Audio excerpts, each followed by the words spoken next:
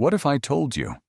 Most people reveal exactly what they're thinking, without saying a word.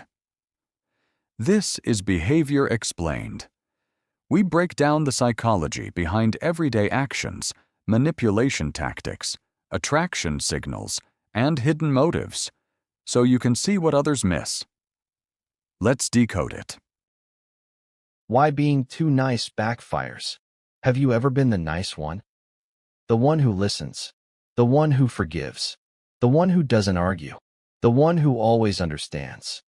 And somehow, you still end up overlooked, taken for granted, or even disrespected. Why does being too nice backfire? Isn't kindness supposed to attract respect? The answer lies in psychology, and it's not what most people think. There's a difference between kind and compliant. Kindness is strength. Compliance is fear. Many people who believe they're being nice are actually avoiding conflict. They say yes when they want to say no. They laugh when something bothers them. They tolerate behavior they shouldn't. And over time, others pick up on that. Humans subconsciously test boundaries. When there are none, respect decreases.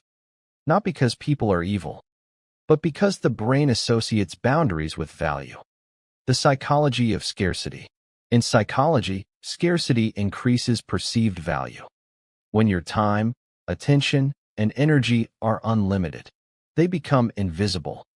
If you're always available, always agreeable, always forgiving, there's no risk of losing you. And when there's no risk of loss, urgency disappears.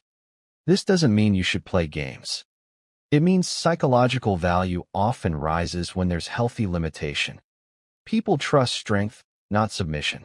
Confidence signals stability. Submission signals insecurity. When someone is overly nice, especially early on, it can feel unbalanced.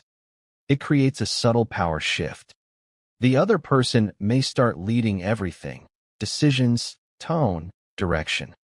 Over time, this imbalance can reduce attraction, especially in romantic relationships.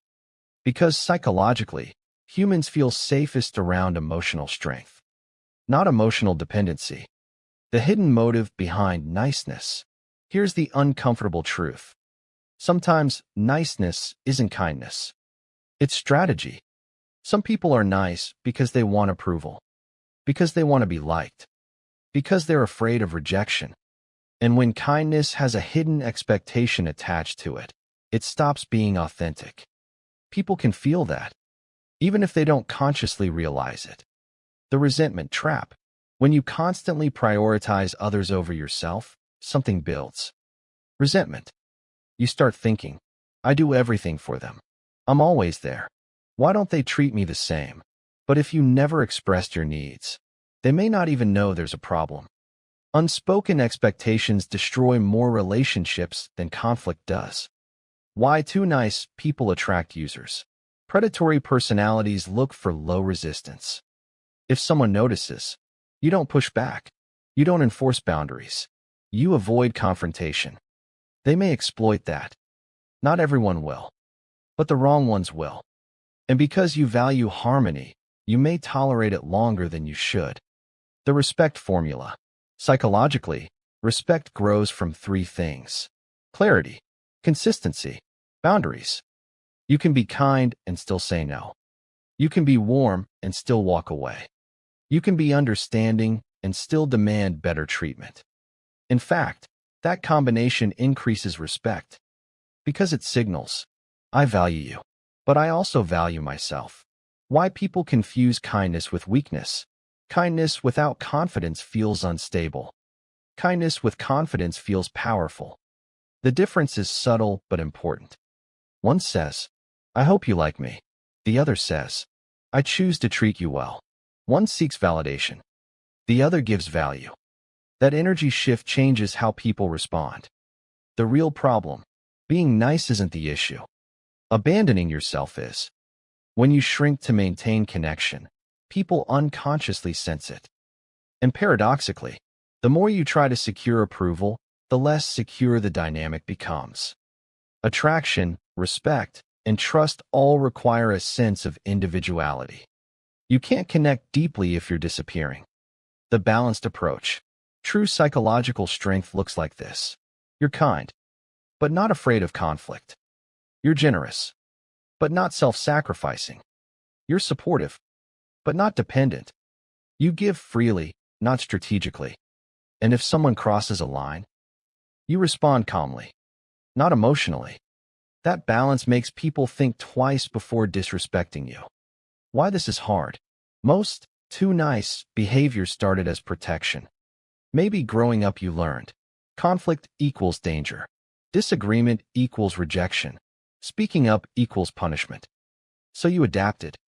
But adulthood requires a different strategy. Kindness with backbone. Empathy with limits. Connection without self-erasure. The shift. Instead of asking, how do I make them like me? Ask, would I respect someone who acts like me? That one question changes everything. Closing. Being too nice doesn't backfire because kindness is wrong. It backfires when it replaces boundaries. Respect doesn't come from being agreeable. It comes from being clear.